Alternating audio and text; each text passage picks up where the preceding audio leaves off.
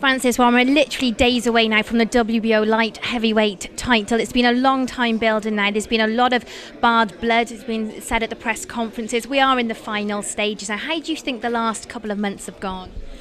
It's been quite tense. I think a lot of negativity is surrounding some of the publicity. With the police and all the rest of it. But I think that's a small part of it. The anticipation for this fight is massive within not just the boxing community, but sports fans as a whole. And I think I remember Tony calling out Nathan probably a year ago when the Magnificent Seven show was announced, and I remember sitting in a hotel, I think down in the Hilton in London, and he was saying, give me 6 months and I'll knock you out and all this stuff. So it has been building and bubbling, but we're finally here, and the guys were very well behaved today, but it was still a simmer of tension there. So yeah, we're looking forward to it. How hard is it from a promoter's point of view when you've got a fight with both of your fighters, going against each other? How hard is that?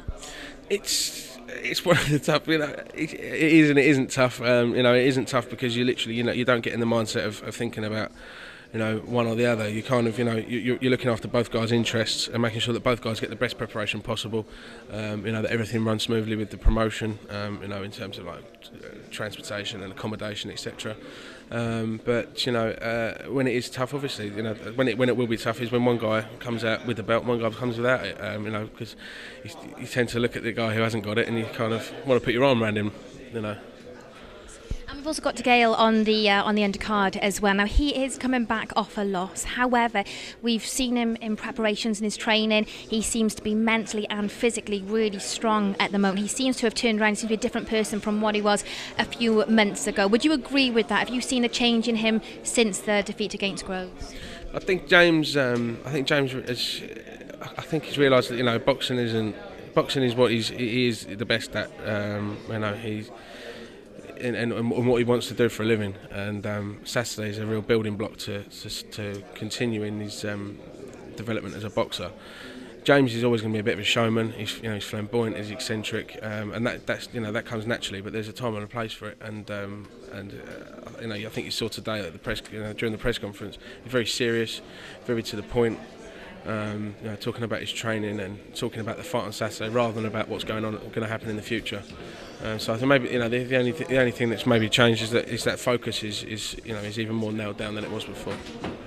And what about the fight as well with Smith and Groves? That's next month. Do you think that the winner of that will then be taken on DeGale early next year?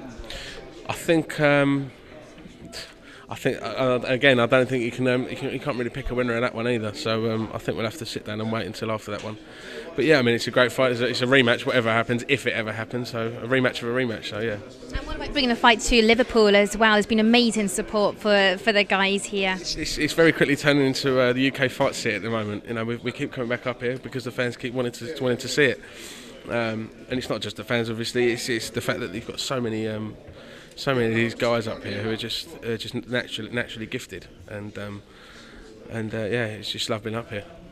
And finally, come Saturday, what can the fans expect to see? Fireworks, in a word, fireworks. Yeah. Thanks for speaking to us. Thanks.